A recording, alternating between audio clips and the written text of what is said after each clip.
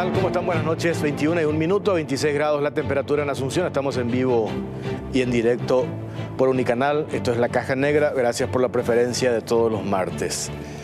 Vamos a hablar de un par de temas esta noche. Colusión desidia. Denuncian a un clan empresarial beneficiado en la era Mario Abdo Benítez. Estamos hablando de una empresa que monopolizó contratos con llamativos vínculos con el gobierno anterior. Y también va a estar con nosotros el expresidente de Conaxar. Se presentó, y esto se está tratando en la Cámara de Diputados, la propuesta para desmonopolizar la explotación de juegos de azar. La ley que regula el funcionamiento de los juegos de azar tiene cambios muy importantes. Y los gremios que explotan negocio de los juegos de azar están acompañando esta iniciativa. Pero piden cambios profundos en la normativa que se tiene que aprobar en el Congreso. Los empresarios solicitan una revisión integral de la ley y crear una dirección especial. Es clave escucharle, por supuesto, al sector empresarial.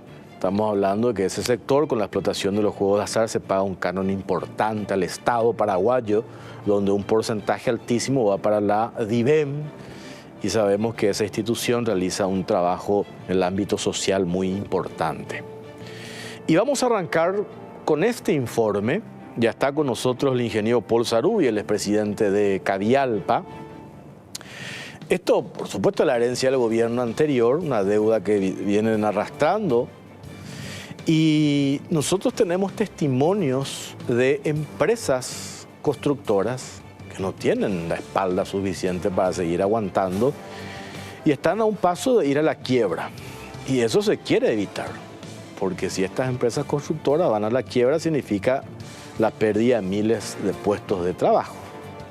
La semana pasada habíamos hablado con la ministra de Obras Públicas y Comunicaciones, la ingeniera Claudia Centurión. Ella nos dijo que se va a realizar ahora, antes que termine este año 2023, que ahora termina en un mes, un adelanto de ese préstamo que se aprobó, los $600 millones, emisión de bonos. Si bien eso se va a sustanciar en febrero del próximo año, se va a hacer un adelanto de $160 millones para el sector.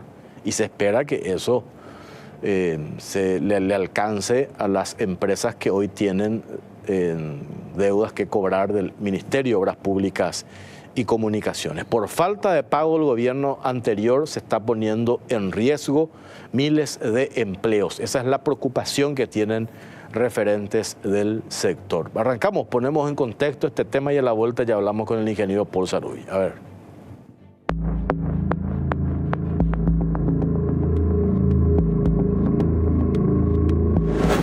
Herencia de Abdo. Alertan virtual quiebra de empresas y pérdida de miles de puestos de trabajo.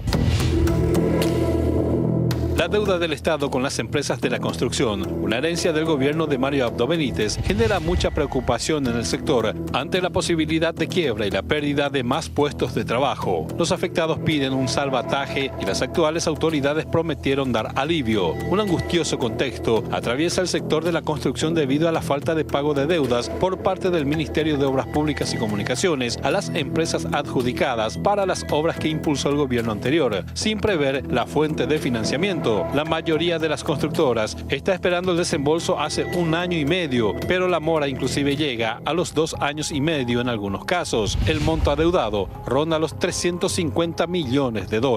En una nota remitida el 2 de octubre de este año al presidente de la Cámara Paraguaya de la Industria de la Construcción, Capaco, Guillermo Mas, las firmas afectadas expresaron que esta situación extrema y sin precedentes está resultando en un daño económico, financiero, patrimonial y reputacional para las mismas. Las empresas ejecutaron en tiempo y forma las obras adjudicadas, recurriendo a préstamos bancarios y casas de crédito, cesiones de derechos de cobro, endeudamiento con proveedores e incluso vendiendo activos fijos productivos. Sin embargo, el gobierno anterior no honró con su compromiso de pago. Las constructoras se endeudaron para las obras viales y ahora se ven en la necesidad de recurrir a más créditos para financiar los intereses moratorios y punitorios. Algunas no pueden comprar más de sus proveedores, ni siquiera al contado, al poseer importantes deudas anteriores que primeramente deben saldar para acceder a más insumos. Como intento de salvar la situación, algunas empresas se vieron en la necesidad de vender su maquinaria y otros activos. Además, parte del personal técnico y administrativo renunció y se procedió a la desvinculación de los técnicos, operadores y jornaleros ante la imposibilidad de seguir pagándoles el salario.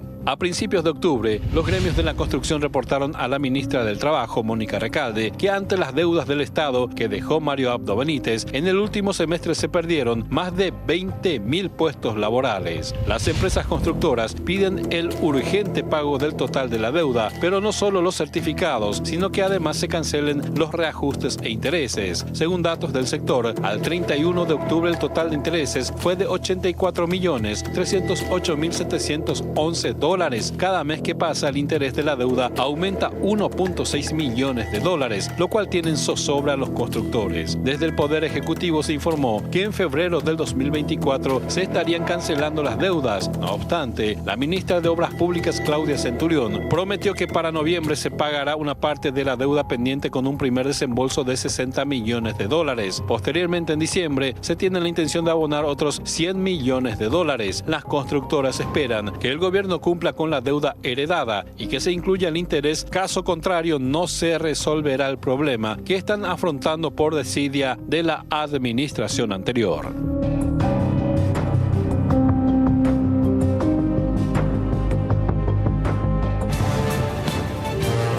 Bueno, sobre este tema está el ingeniero Paul Sarubi con nosotros. ¿Qué tal, ingeniero presidente Cavialpa? Buenas noches. Jorge, muy buenas noches para vos, buenas noches para toda la teleaudiencia. Encantado de estar acá en tu programa. Que mucho ya hablamos de este tema. Mucho. Yo me quedé con las declaraciones de la ministra Claudia Centurión la semana pasada. Habíamos charlado en otro espacio con ella, haciendo una evaluación de los 100 días de gestión. Por supuesto, uno de los temas era este.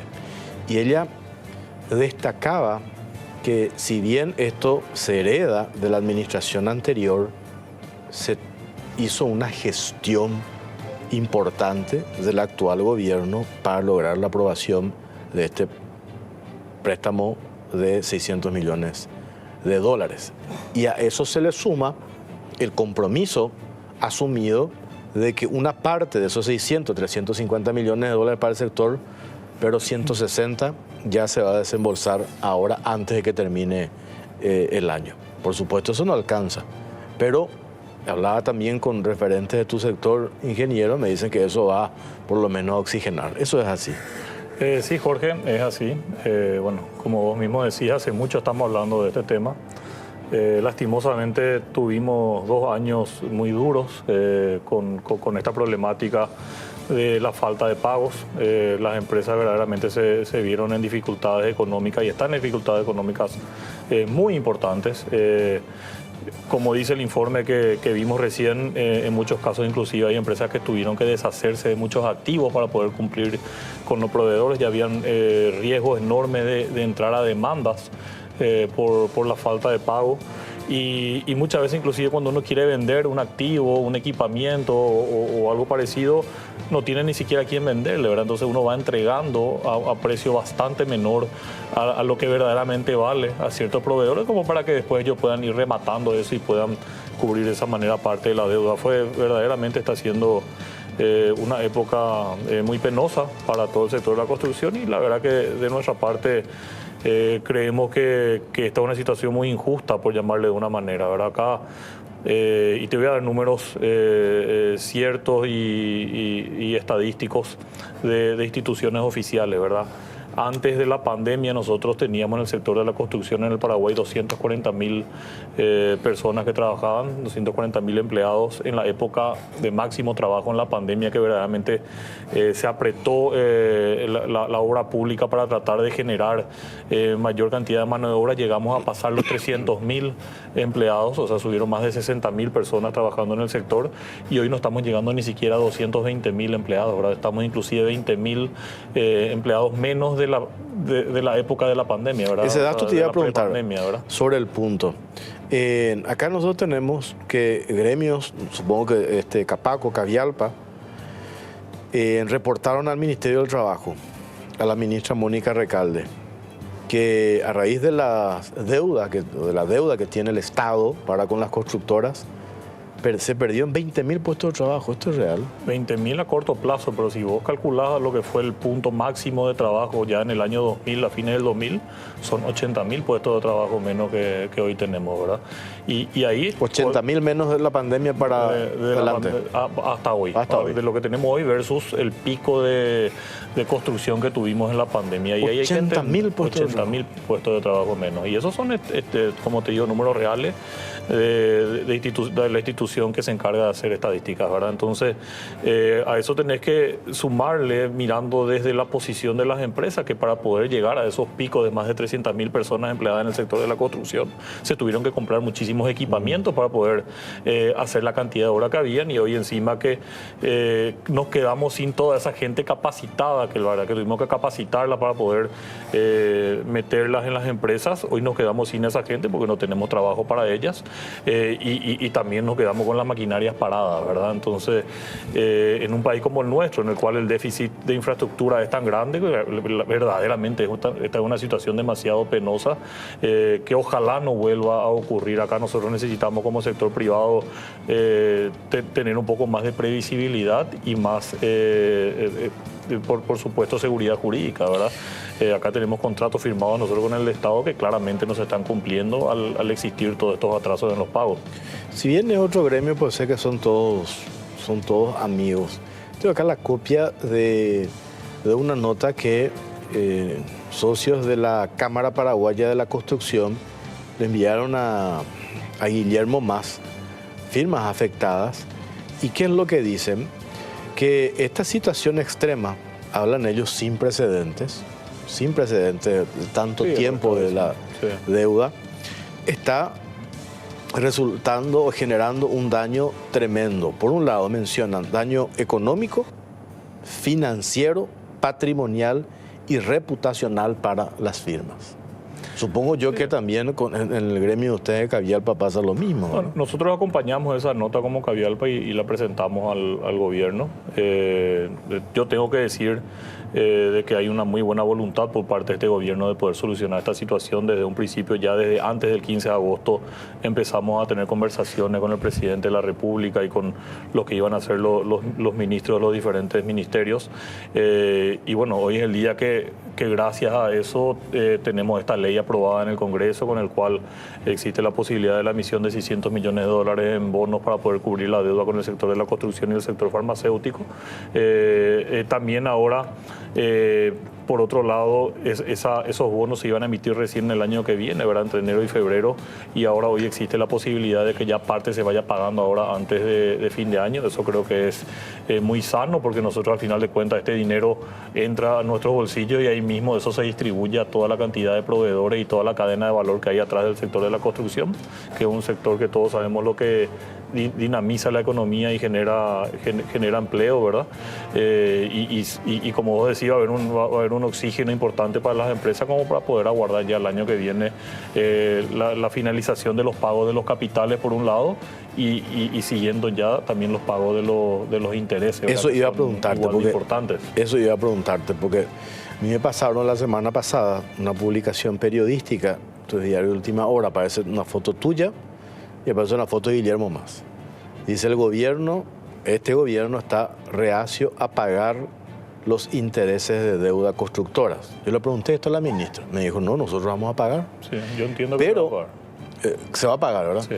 Pero, ¿qué es lo que me dicen? Que se va a pagar es una parte del capital nomás cuando las empresas están siendo devoradas por los intereses. Y estamos hablando de intereses que están en los contratos. Y yo le dije a esta persona, el jueves nomás, la ministra nos confirmó que se va a pagar los intereses. Pero me dicen, no tienen previsto pagar intereses, solo una partecita del capital. La diferencia entre pagar y no intereses ya no es luego la diferencia entre tener o no utilidad, sino entre la vida y la muerte de la empresa. Hace 2 años que no pagan absolutamente nada. Estamos hablando de $80 millones solo en intereses que se han acumulado. Sí, es así, pero yo creo que es un proceso, ¿verdad? Primero se tienen que pagar los capitales, una vez que los capitales se vayan pagando, ahí sí se van metiendo los pedidos de pagos de intereses, porque ahí recién uno sabe cuál es el tiempo de atraso, por más que al día de hoy ya hay intereses metidos en el Ministerio de Obras. Esos intereses son muy importantes que se paguen, porque en realidad uno puede pensar que los intereses es como un dinero extra que van a cobrar las empresas, y en realidad es el recupero de los costos financieros que ya tuvieron las empresas, porque acá nosotros sobrevivimos también todo este tiempo gracias, por llamarle de una manera, que creo que fue también un arma de doble filo, a la cesión de créditos de nuestros certificados que hicimos a través de los bancos, pero en esos casos el banco nos cobraba los intereses por adelantado y nos daban solamente ya el saldo descontando los intereses. Entonces eso que ya quedó en el bolsillo del banco a nosotros ya no nos llega, y nosotros de alguna manera hoy tenemos que recuperar todo eso sobrecostos. Nosotros también a nuestros proveedores de equipamiento o de materiales y demás le estamos pagando intereses por estos atrasos que nosotros también estamos teniendo con ellos. Entonces esto al final de cuentas es solamente tratar de recuperar lo que ya se está gastando. Cuando se pague todo esto, los 350 millones de dólares, ¿hay posibilidades de volver a lo que fue en el boom de la pandemia, en el tema de infraestructura, obras públicas, y recuperar estos 80.000 puestos de trabajo que se perdieron? Yo creo que es casi una obligación, Jorge, porque acá nosotros siempre hablamos de que Paraguay, ante la situación de déficit que tiene en infraestructura, necesita invertir por lo menos entre 3 y 4% anual de su PIB en infraestructura. En el año 2021, que fue el año récord de inversión, se llegó al 3% de inversión en infraestructura, y es lo que ocasionó esa cantidad de 300.000 empleados dentro del sector de la construcción, ¿verdad? Entonces, yo diría que si queremos seguir creciendo como país, queremos seguir dando oportunidad a la economía vaya creciendo al ritmo que puede crecer, dando la infraestructura para que el sector privado también pueda invertir, pueda industrializar el país, nosotros necesitamos volver a esos volúmenes de inversión con las grandes necesidades que tenemos, ¿verdad? Y aparte de eso, estos 80.000, si se recupera ahora, va a contribuir a ir cumpliendo a esa meta que yo estoy seguro que tiene este gobierno, que formó parte de una promesa de campaña electoral. Generación de mano de obra. 500.000 puestos de trabajo. Así mismo. 500.000 puestos de trabajo, estamos hablando de 80.000 prácticamente ya es un número demasiado importante. Y el sector de la construcción, mira que mueve en materia de generación de puestos de trabajo, ¿verdad? Y después, Jorge, que nosotros hablamos a lo mejor de números fríos, como que llegamos a un pico de 1.100, 1.200 millones de dólares de inversión, y hoy estamos en 600 o con suerte 700, que ya es una situación penosa, ¿verdad? O hablamos de la deuda que hay con las empresas constructoras y demás, pero al final de cuentas hay que mirar también desde lo que no son números, ¿verdad? Sino que de la realidad social que esto genera. Son 80.000 familias que hoy se quedaron sin un sustento, un ingreso mensual, ¿verdad? Y eso genera un problema social enorme a toda la población. Entonces, encima de gente que en el sector de la construcción fue capacitada y tenían trabajos con un valor agregado importante, porque en la construcción la gente tiene un buen salario, hay gente que gana 2, 3 y 4 salarios mínimos en el sector de la construcción, y difícilmente saliendo de este sector y yendo a otro sector va a poder conseguir un empleo con las mismas características. Entonces, estoy mirando acá nomás, recordando en el resumen de los 100 días de gestión de este gobierno, la ministra Claudia Centurión menciona más de 1.044 millones de dólares en obras a ser licitadas. Próximos años, ¿verdad? sí. Si eso se confirma, estamos hablando, si eso, yo no tengo en duda, no pongo en duda, ¿verdad? Pero eso está proyectado. Que habíamos hablado, y no sé si contigo, ingeniero, pero que el gobierno anterior ejecutó todo, hizo todo, pero que no dejó a futuro. Y eso ha generado una preocupación para el sector. Porque ¿cuánto tiempo te lleva entre obtener los recursos, hacer los procesos licitatorios? Te lleva 1 año o 2 años. Los proyectos. Los proyectos, ¿verdad?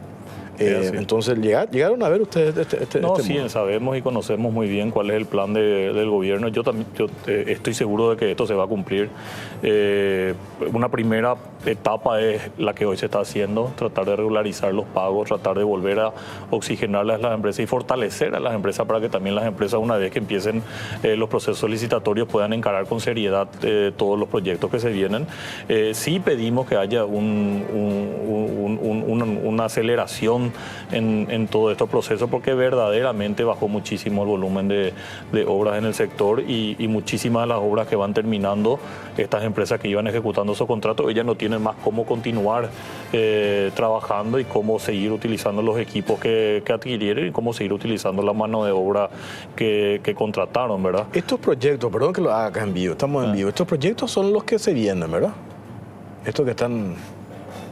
Son proyectos del MOPC que se van a realizar el próximo año.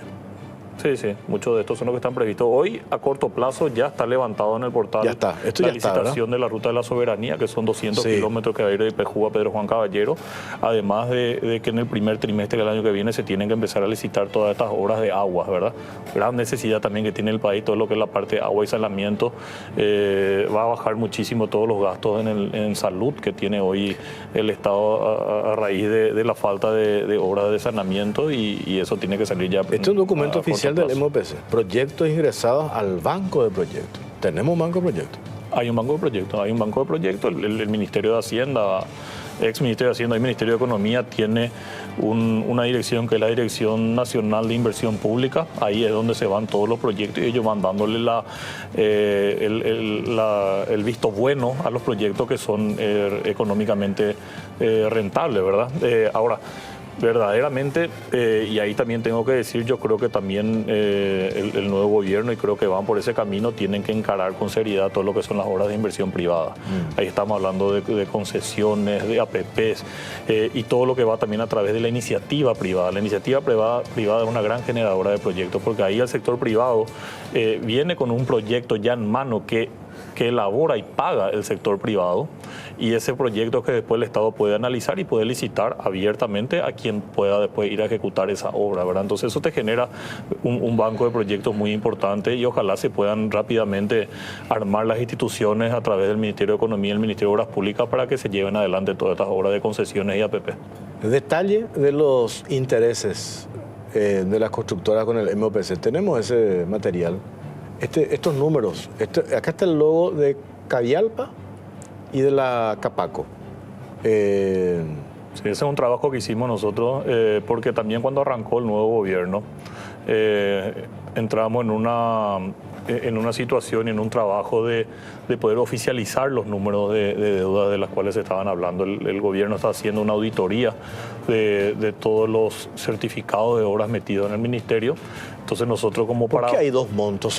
Uno es 77 y el otro es 88, pues otra fecha, 31 de octubre. ¿O son y total Lo que intereses? pasa que, Dice, lo que pasa que a medida que va pasando el tiempo, cada mes los intereses van aumentando.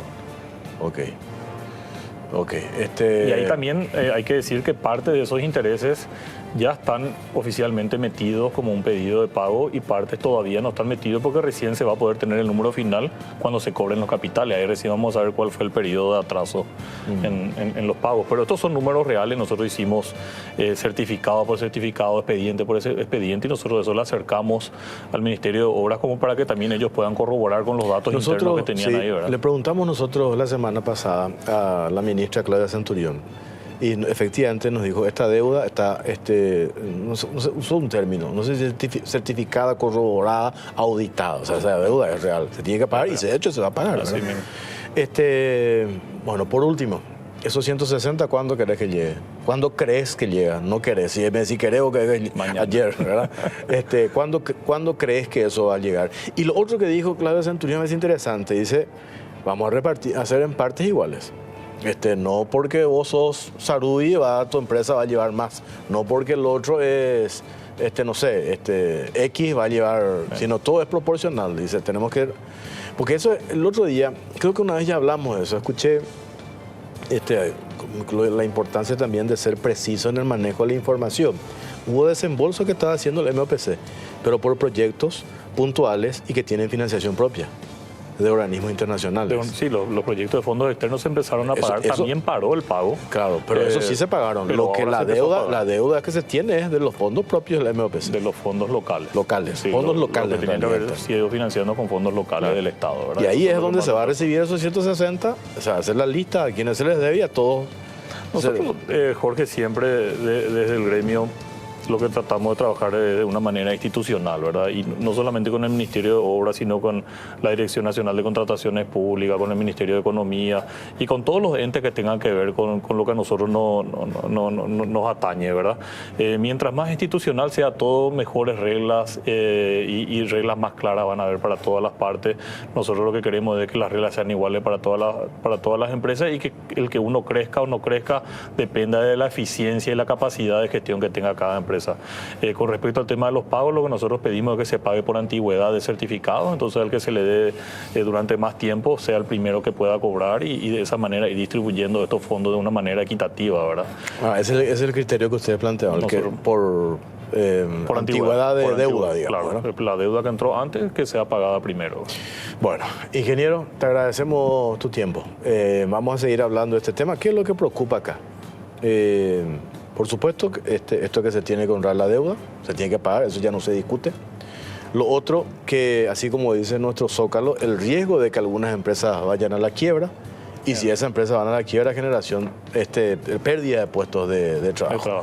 80.000 ya estamos fuera.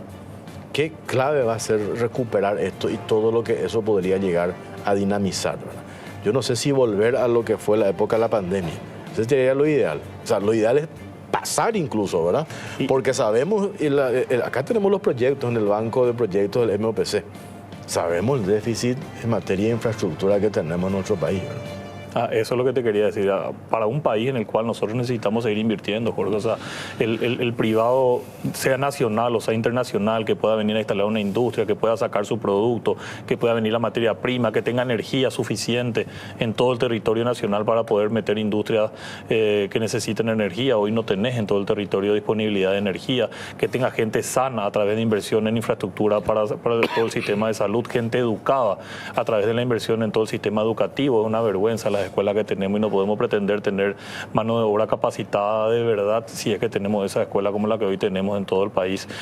Ahí también nosotros proponemos ya desde hace un buen tiempo de que también lo que es la parte de infraestructura del sector de educación pasa al Ministerio de Obras Públicas y que se permita también hacer iniciativas privadas. Hay ejemplos súper exitosos en otros países de APPs que se hicieron para centros educativos que son un éxito y eso ojalá se pueda replicar acá en el Paraguay también. El otro día hablamos con esto cerramos, con el gobernador del departamento de Cazapá.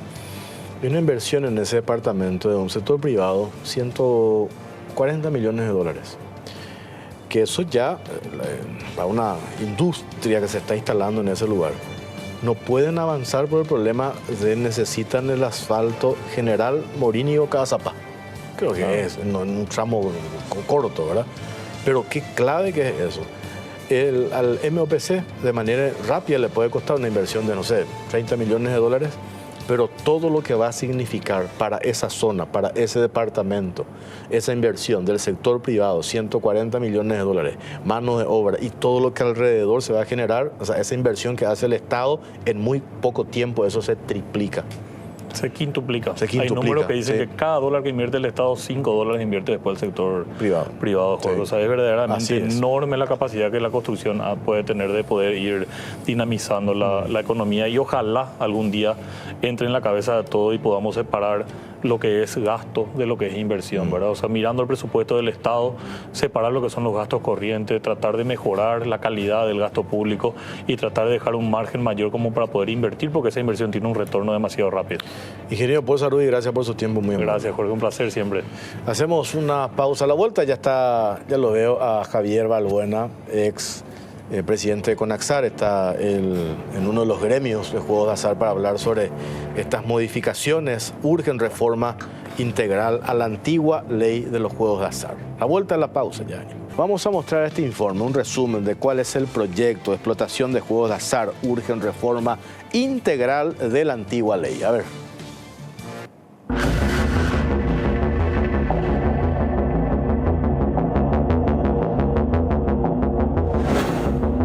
Explotación de juegos de azar. Urge reforma integral de la antigua ley.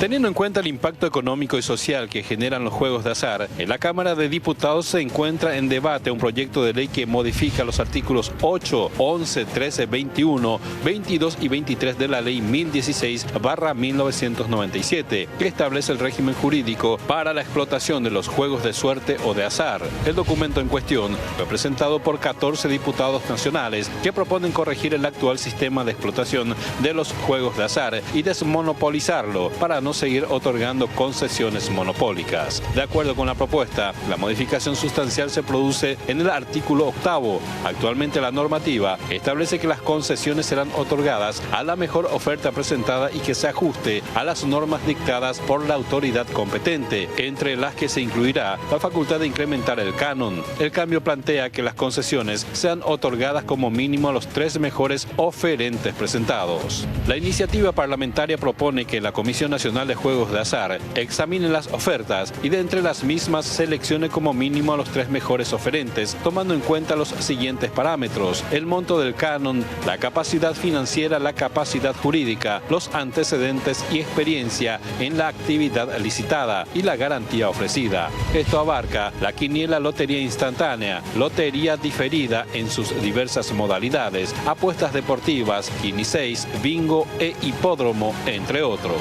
Para ir avanzando en el análisis de este proyecto de ley, la Comisión de Legislación y Codificación, presidida por el diputado liberal Jorge Ábalos Mariño, realizó la semana anterior una audiencia pública donde distintos sectores involucrados, tales como la Comisión Nacional de Juegos de Azar, los quinieleros y las empresas que explotan los juegos, dieron a conocer sus posiciones en torno al tema en debate. Entre los presentes hubo acompañamiento en cuanto a la desmonopolización, como así también a la necesidad de realizar cambios más profundos de la normativa, que data del año 1997 y requiere una modificación más sustancial. Las empresas asociadas a la Asociación Paraguaya de Entretenimiento y Juegos de Azar, APEJ, a cargo de Javier Balbuena, expresaron además a través de un comunicado que el rubro requiere en forma imperante de una nueva ley cuya visión tenga como fundamento principal la creación de una institución reguladora fuerte, autónoma, autárquica y con potencial para generar recursos económicos que finalmente serán distribuidos para los sectores más vulnerables de la sociedad por medio de la distribución de los cánones fiscales. Explicaron que la carencia de presupuesto propio hace notoria la necesidad, pues la ley vigente establece funciones y facultades que deben ser ejercidas por la CONAXAR en todo el territorio de la República y, sin embargo, la inexistencia de un presupuesto hace que su cumplimiento sea de carácter imposible. Los empresarios del rubro mencionaron que apoyarán toda propuesta legislativa siempre y cuando contemple la creación de una Dirección Nacional de Juegos de Azar con infraestructura necesaria para cumplir sus objetivos. Además, que se establezcan alcances para la explotación de juegos de azar, se delineen requisitos claros, se penalicen y castiguen los delitos. También solicitan que se unifiquen las disposiciones legales para evitar la desigualdad y el desarrollo desordenado que se genera a raíz de las múltiples reglamentaciones existentes a nivel municipal.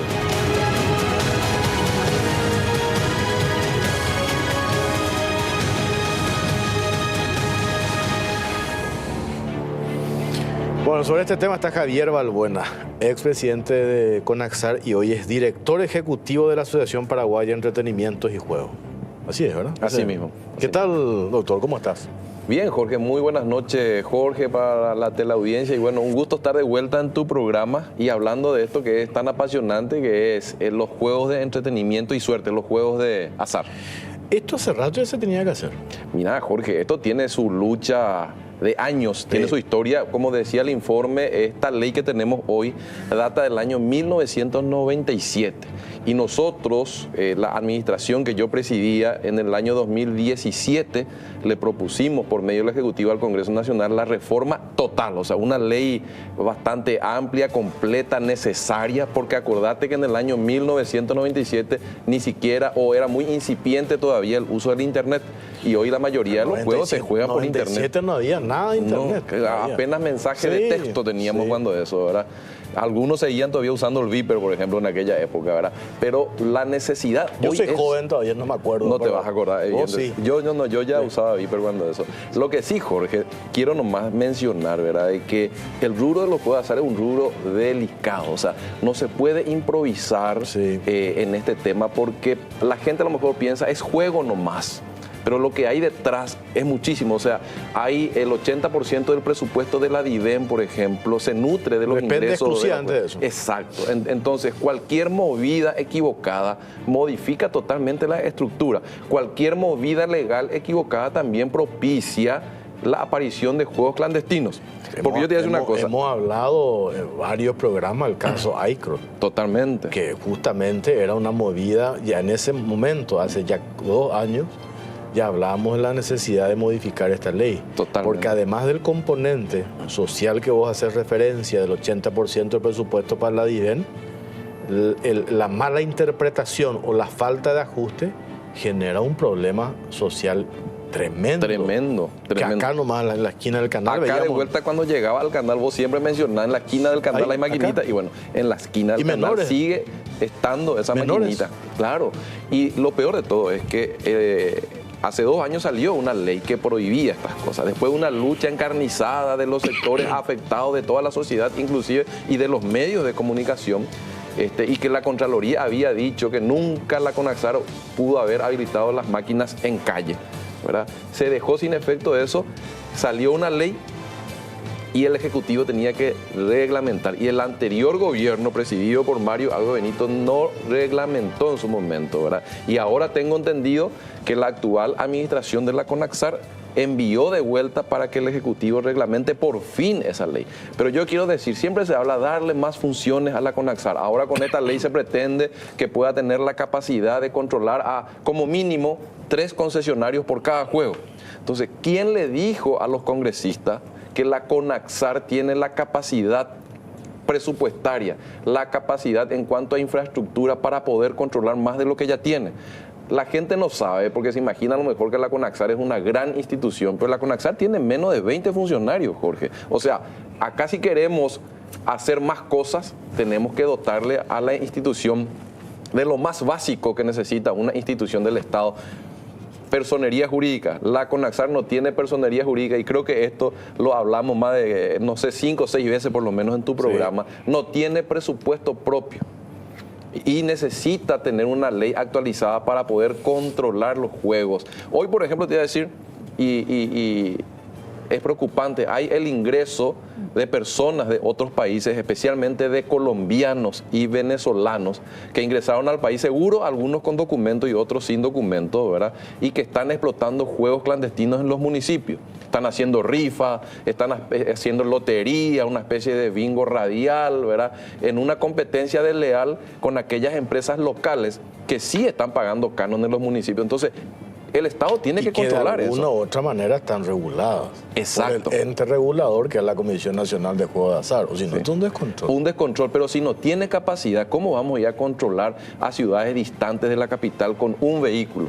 O sea, estoy diciendo vamos como paraguayo, pero si vos te pones en el lugar del presidente de la Conaxar y de sus funcionarios, ¿cómo pueden hacer esa tarea? O sea, lo primero que el Estado tiene que hacer es revisar su política de Estado. O sea, la ley vigente, tenemos esta placa, vamos a compartir. Son 8 artículos, 8 o 9 artículos. ¿Qué dice la ley vigente y la propuesta de modificación? Ley vigente, artículo 8. ¿Qué es lo que dice? Las concesiones serán otorgadas a la mejor oferta presentada, y que se ajuste a las normas dictadas por la autoridad competente, entre las que se incluirá la facultad de incrementar el canon. Las decisiones de adjudicación de los juegos de azar de carácter nacional requieren la aprobación del Poder Ejecutivo. Artículo 11, el siguiente: la Comisión Nacional de Juegos de Azar examinará las ofertas y establecerá la mejor, tomando en cuenta, entre otros, los siguientes parámetros: monto del canon, la capacidad financiera, la capacidad jurídica, antecedente, experiencia en la actividad licitada y la garantía ofrecida. Y después, el artículo 13 de la ley vigente: el concesionario abonará el importe del canon establecido dentro de los 5 primeros días hábiles del mes posterior al que correspondan los ingresos, depositando su importe en las cuentas bancarias habilitadas por la Comisión Nacional